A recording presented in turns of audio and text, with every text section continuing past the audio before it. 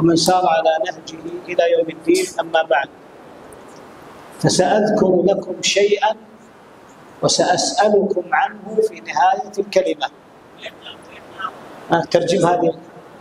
ترجم هذه. السلام عليكم ورحمة الله وبركاته. موجود. السلام عليكم ورحमة الله वबरकातुह। सबसे पहले मेहमान ने खुतबा मसमूना पढ़ा हम्दो सलात के बाद।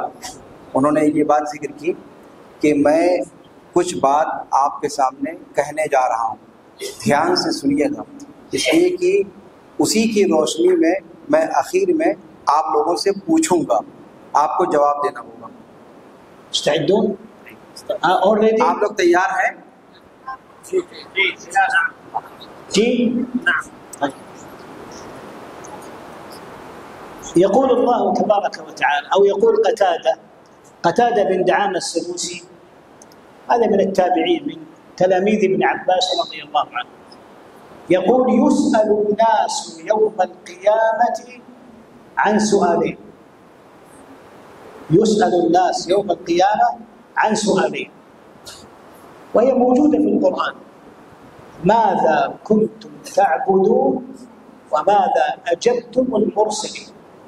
ماذا كنتم تعبدون وماذا أجبتم المرسلين. وجواب هذين السؤالين هو كلمة التوحيد، شهادة أن لا إله إلا الله وأن محمدا عبده ورسوله.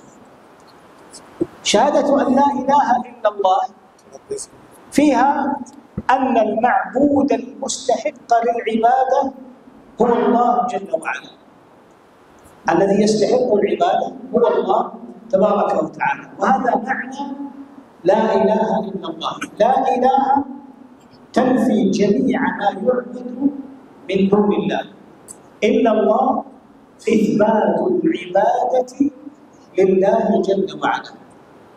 فمعنى لا إله إلا الله يعني لا معبود بحق إلا الله تبارك وتعالى، وذلك لأن الله جل وعلا هو المستحق للعبادة. لماذا الله جل وعلا مستحق للعبادة؟ تعرفون لماذا؟ أولا لأنه هو الذي خلقنا، فالذي خلق هو الذي يجب أن يعبد وحده لا شريك له. قال الله عز وجل في أول نداء في القرآن، أول نداء في القرآن ما هو؟ من يجيب؟ أول نداء في القرآن من يجيب؟ طلبا में से कोई जवाब दे सकता है सवाल का? أيوة، أول نداء في القرآن قال الله عز وجل अभी हाफिजों में से कोई है जो बताएं कि अल्लाह ताला ने सबसे पहली पुकार जो लगाई है और सबसे पहला जो हुक्म दिया है कुरान में वो किस चीज का है? वो तो अभी जो कुरान जो मौजूद है उसमें अव्वल निदा في سورة البقرة، أول نداء في سورة البقرة الذي يجيب يعطيه جائزة، जो जवाब देगा इनाम पाएगा। कुरान के शुरू में सबसे पहला हुक्म क्या है? सूरह बकरा ही के अंदर है।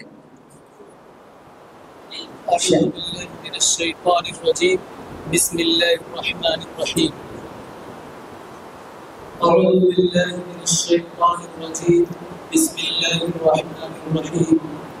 या अय्युहन्नासु उ'बुदू रब्बकुमुल्लज़ी खलक़कुम मिन नफ्सिन वाहिदतिन الذي خلقكم سورة النساء سورة بقرة में يعني والناس ربكم الذي خلقكم والذين من قبلكم لعلكم تتقون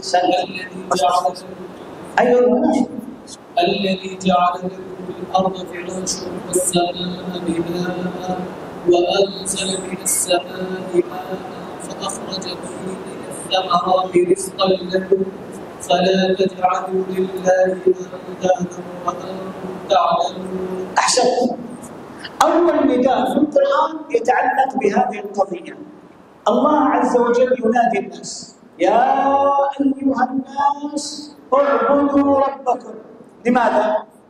الذي خلقكم والذين من قبلكم لعلكم تتقون الذي جعل لكم الأرض فراشا، خلق لكم الأرض وجعلها فراشا والسماء بناء وأنزل من السماء ماء فأخرج به من الثمرات رزقا لكم فلا تجعلوا لله أندادا، لا تجعلوا له شركاء وأنتم تعلمون، يعني وأنتم تعلمون أنه لا خالق إلا الله. قال ابن مسعود رضي الله عنه يسأل النبي صلى الله عليه وسلم قال: أي الذنب أعظم يا رسول الله؟ قال: أن تجعل لله ندا وهو خلقك. الذي خلقك هو الذي يجب أن تعبده. إذن لماذا نعبد الله؟ لأن الله هو الذي خلقنا وهو الذي رزقنا وهو الذي بيده أمرنا، هو الذي يحيي ويميت ويدبر ويرزق ويعطي تبارك وتعالى. إذن هذه القضية الأولى. الأمر الثاني نحن نعبده لأنه هو المتصف بصفات الجلال والجمال والكمال والعظمة. يعني الآلهة التي تعبد من دون الله لا تسمع ولا تبصر. قال إبراهيم لأبيه: يا أبت لم تعبد ما لا يسمع ولا يبصر ولا يغني عنك شيئا، لا يعطيك أي شيء، لأنه صنم حجر لا يعطيك شيئا، لكن المعطي هو الله الذي يتصف بهذه الصفات العظيمة، هو الذي يجب أن تعبده وحده لا شريك له. يقول الله جل وعلا: هو الله الذي لا إله إلا هو عالم الغيب والشهادة هو الرحمن الرحيم هو الله الذي لا إله إلا هو الملك القدوس السلام المؤمن المهيمن العزيز الجبار المتكبر. ايش؟ سبحان الله عما يشركون. يعني سبحان الله، أنزه الله عن أن يكون له شريك مع أن له هذه الأسماء الجليلة العظيمة. فالله عز وجل له أسماء الموجبة لتعظيمه وعبادته. قالت عائشة رضي الله عنها: سبحان من وسع سمعه الأصوات. سبحان من وسع سمعه الأصوات. من صفات الله أنه يسمع، وهو السميع البصير السميع العليم، يعني يسمع. وسمع الله ليس كسمعنا نحن نسمع، لكن هل سمع الله كسمعنا؟ قالت عائشة رضي الله عنها: سبحان من وسع سمعه الأصوات. جاءت المجادلة تجادل رسول الله صلى الله عليه وسلم في زوجها، وكنت في شق البيت، يعني في جانب من الغرفة، وأسمع بعض حديثها ويغيب عني بعضها، والله عز وجل قد سمع صوتها من فوق 7 سماوات. فقال الله جل وعلا: قد سمع الله قول التي تجادلك في زوجها وتشتكي إلى الله والله يسمع تحاوركما إن الله سميع بصير. فالله عز وجل له الأسماء والصفات العظيمة التي توجب للعباد محبته جل وعلا وعبادته وحده لا شريك له. من الأمور التي تدل على أن الله هو المستحق للعبادة أنه هو الذي يملك الضر والنفع. ما في أحد يملك الضر والنفع إلا الله. واعلم أن الأمة لو اجتمعوا على أن ينفعوك بشيء لم ينفعوك إلا بشيء قد كتبه الله لك، ولو أن الأمة اجتمعوا على أن يضروك بشيء لم يضروك إلا بشيء قد كتبه الله عليك، رفعت الأقلام وجفت الصحف. يعني لو أن أهل البيبان كلهم أرادوا أن يعطوك شيئا وما أراد الله لك هذا ما يمكن أحد أن يعطيك. ولو أن أهل بلد اجتمعوا على أن يوقعوا الضر بك وما أراد الله هذا فإنه لن يصيبك إلا ما كتب الله لك، وإن يمسسك الله بضر فلا كاشف له إلا هو، وإن يصبك بخير فلا راد لفضله. فالله جل وعلا هو الذي يملك الضر والنفع، ولذلك هو الذي يجب أن تعبده وحده لا شريك له. مما يوجب استحقاق الله عز وجل للعبادة أنه المالك لكل شيء. يعني أنت لو أردت أن تأخذ مالا من أحد، هل تأخذ من فقير؟ تذهب إلى فقير أو تذهب إلى غني؟ تذهب إلى غني، لا تذهب إلى فقير. والله عز وجل هو الذي يملك كل شيء، ولذلك أنكر الله عز وجل على المشركين الذين يدعون ما لا يملكون شيئا، فقال الله جل وعلا: ذلك الله ربكم له الملك والذين تدعون من دونه ما يملكون من قطمير، يعني ما يملكون شيئا. فيجب على المسلم أن يعتقد أن الله هو المستحق للعبادة ولا يستحق العبادة إلا هو سبحانه وتعالى. يعني لو جئت تعال لأي صنم عبد من دون الله، ضع هذا الصنم، لا ضع هذا الصنم هنا، قل له أنا أريد بعد ساعة أن تنتقل من هذا المكان إلى هذا المكان، يمكن أن ينتقل؟ هل يمكن أن ينتقل؟ لا يمكن أن ينتقل. طيب خلاص أنا أعطيك يومين، مو يوم وساعتين، لا يومين أعطيك. أنا أريد أن تنتقل من هذا المكان إلى هذا المكان، لا يستطيع. شيخنا بارك الله حتى يفهم. أيوة، أنت ذكر الشيخ أنه بعد الكلمة قصير كم انتهت 10 دقائق؟ يمكن. طيب نمشي بعد ذلك إلى كل عائشة صديقة للبنات. لا بأس إن شاء الله. هناك درس طويل إن شاء الله. هناك درس طويل إن شاء الله. طيب يعني الشيخ يقول طيب لا بأس. طيب أنا بس أريد أن أخذ دقيقة بس. فهذه الأصنام لا تستطيع أن تتحرك فضلا عن أن تعطيك شيئا، فضلا عن أن لا يمكن أن تعطيك شيئا. ولذلك فإن الله عز وجل هو المستحق للعبادة. إذن لا إله إلا الله، لا معبود بحق، العبادة حق لله، لا يجوز أن يصرف لغير الله جل وعلا. والشق الثاني شهادة أن محمدا رسول الله. وماذا أجبتم المرسلين؟ جوابه في شهادة أن محمدا رسول الله، تطيعه فيما أمر وتصدقه فيما أخبر وتنتهي عما نهى عنه وزجر، وأن لا تعبد الله إلا بما شرع، يعني إلا بما جاءت به سنة النبي صلى الله عليه وسلم. هذه 4 أشياء إذا فعلتها وحققتها في شهادة أن محمدا رسول الله فقد أجبت المرسلين وجاوبت عن السؤال يوم القيامة. أسأل الله عز وجل أن يعلمنا وإياكم ما ينفعنا وينفعنا بما علمتنا، وأكتفي بهذا ونكمل يعني أو نذهب إن شاء الله ننتقل، والشيخ إن شاء الله سيترجم لكم ما ذكرت. وصلى الله وسلم على نبينا محمد. السؤال ترجمة مع التلخيص. أيوة، السؤال تسألهم عن السؤالين. لا تسألون أنتم إن شاء الله، الآن نترجم باختصار ثم تسألون. لا ترجم بإسهاب. طيب نحن نذهب ولا ننتظر الشيخ؟ ننتظر والشيخ يذهب معنا. يلا بسم الله.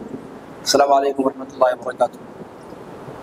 शेख ने हम्द सलात के बाद ये बात कही कि अल्लाह ताला ने कुरान करीम के अंदर 2 सवाल किया है।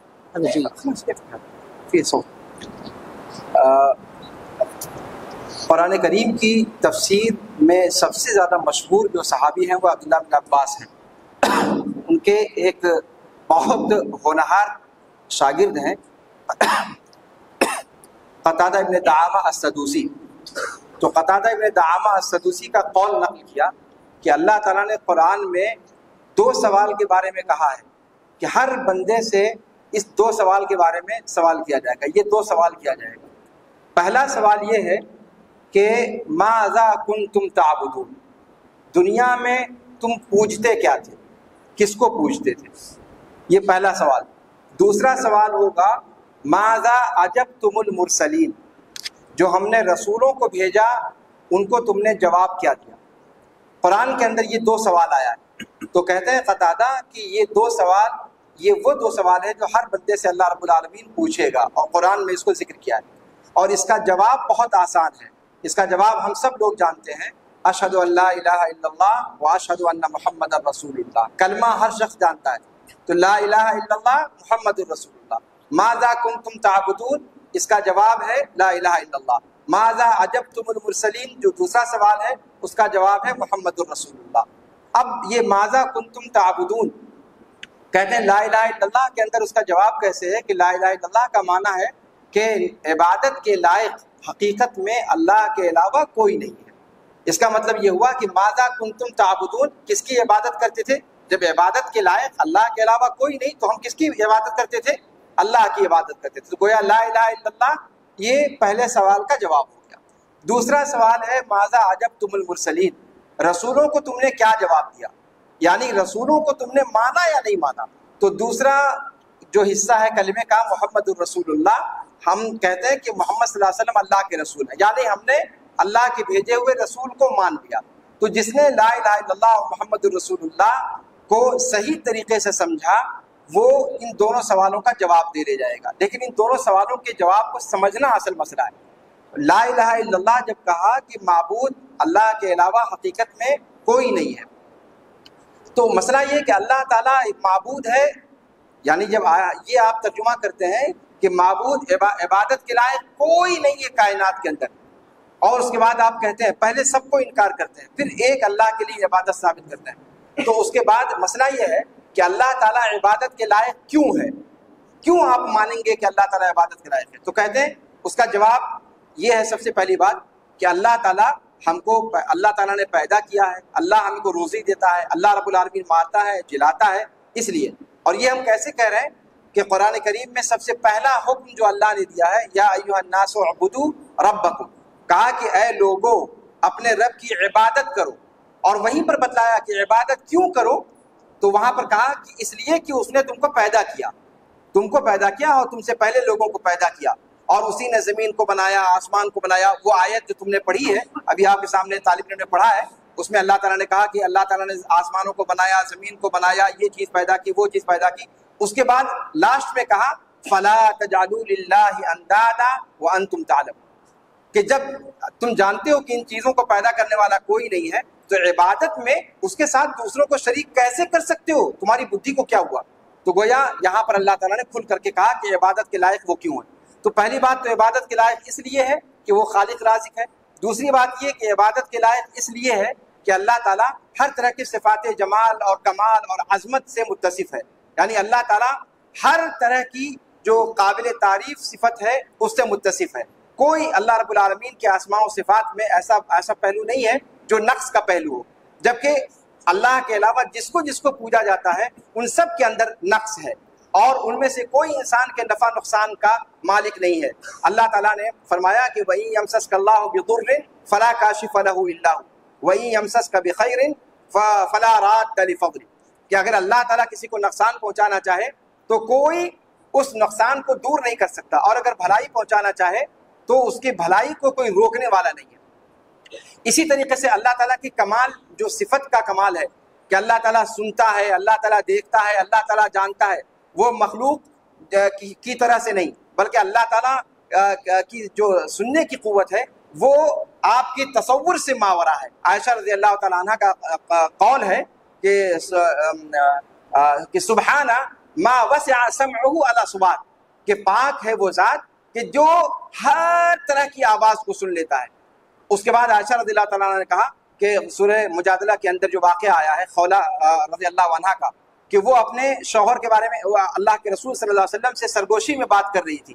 میں موجود تھی، عائشہ کہتی ہے کہ میں گھر میں موجود تھی، مجھے کچھ نہیں پتا چلا کیا ہوا، لیکن ساتویں آسمان کے اوپر سے اللہ تعالیٰ نے کہا قد سمع اللہ قول التی تجادلک فی زوجہا. اس کا مطلب اللہ تعالیٰ کی سننے کی قوت کا آپ اندازہ لگائیں. تو اللہ تعالیٰ کی جتنی صفتیں ہیں وہ اس میں کمال درجے کی صفت سے متصف ہے، صفت جلال، صفت جمال، صفت عظمت، جبکہ غیر اللہ کے اندر یہ چیز نہیں ہے. اسی طریقے سے غیر اللہ نفع نقصان کا مالک نہیں ہے. ابراہیم علیہ السلام نے اپنے باپ سے کہا تھا یا ابتی لما تعبد ما لا يسمع ولا يبصر ولا يغني عنك شيئا. اے میرے باپ، ایسی چیز کی آپ پرستش کیوں کرتے ہیں جو نہ سنتا ہے نہ سنتی ہے، نہ دیکھتی ہے، اور نہ وہ تمہارے کسی کام آ سکتی ہے. تو گویا اللہ رب العالمین مستحق عبادت ہے اپنے اسماء و صفات میں کمال کی وجہ سے. اس کے بعد ایک بات انہوں نے ذکر کی کہ اللہ کے رسول صلی اللہ علیہ وسلم نے ابن عباس رضی اللہ تعالیٰ عنہ کو ایک نصیحت سکھلائی تھی، وہ آپ لوگوں نے بارہا سنی ہوگی، اس کی تفصیل میں نہیں جاؤں گا، کہ اللہ کے رسول نے فرمایا تھا کہ اگر پوری دنیا اکٹھا ہو جائے، تمہیں کوئی چیز فائدہ پہنچانا چاہے تو تمہیں فائدہ نہیں پہنچا سکتی مگر وہی چیز جس کو اللہ رب العالمین نے تمہارے لیے لکھ دیا ہے. اور اگر اللہ تعالیٰ نے تمہارے لیے کوئی چیز مقدر کر دیا ہے جھیلنا، تو پوری کائنات اکٹھا ہو کر کے اگر چاہے کہ اس کو پھیر دے تو وہ تم سے پھیرنے پر قادر نہیں ہے. اللہ تعالیٰ نے قلم سے سب کچھ لکھ دیا ہے اور قلم کی سیاہی بھی سوکھ چکی ہے. رفعت الاقلام، جفت الصحف اور رفعت الاقلام. تو یہ اس بات کا انہوں نے لا الہ الا اللہ کی تشریح میں بیان کیا. اس کے بعد دوسری شق ہے کہ ماذا عجبتم المرسلین، رسولوں کو کیا جواب دیا؟ تو اس کا جواب ہے محمد رسول اللہ کے اندر. تو محمد رسول اللہ جب ہم گواہی دیتے ہیں، یعنی آج کی گفتگو میں صرف لا الہ الا اللہ محمد رسول اللہ کا معنی انہوں نے بتایا. محمد رسول اللہ کا معنی کہا کہ شارٹ کٹ میں اتنا سمجھ لیجئے کہ محمد رسول اللہ کا مطلب یہ ہے کہ اللہ کے رسول صلی اللہ علیہ وسلم نے جو کہا اس کو مان لیا جائے، جس چیز سے روکا اس سے رک جایا جائے، اور اللہ کے رسول صلی اللہ علیہ وسلم نے جیسے عبادت کرنے کا طریقہ بتایا اسی طریقے سے عبادت کیا جائے. وَأَن تُعْبَدَ اللَّهَ بِمَا شَرَعَ. اور تو یہ محمد رسول اللہ کا مطلب ہے. تو اس طریقے سے گویا آج کے اس 10 منٹ کے درس میں شیخ نے لا الہ الا اللہ اور محمد رسول اللہ کے معنی اور مفہوم کو بیان کیا ہے. اب اس گفتگو کو سننے کے بعد اب آتے ہیں اس پوائنٹ پر جو مہمان نے شروع میں کہا تھا کہ میں ایک سوال کروں گا. اب وہ سوال آپ کے سامنے پیش کر رہے ہیں. السؤال عن ماذا نسأل يوم القيامة؟ عن ماذا نسأل يوم القيامة؟ سوال یہ ہے کہ قیامت کے دن ہم سے کیا سوال کیا جائے گا؟ ابھی بتایا سب کو سنا جواب دے.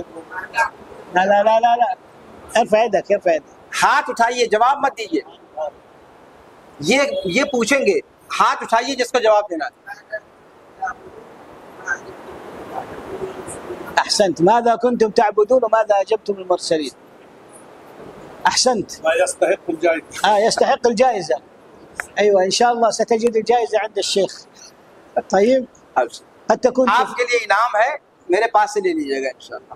قد تكون تفاحة ابل، ہو سکتا ہے وہ انعام ایک سیب ہو. شیخ کے ہاتھ کا کوئی بھی انعام ہے آپ کے لیے. وفي الفتى خذ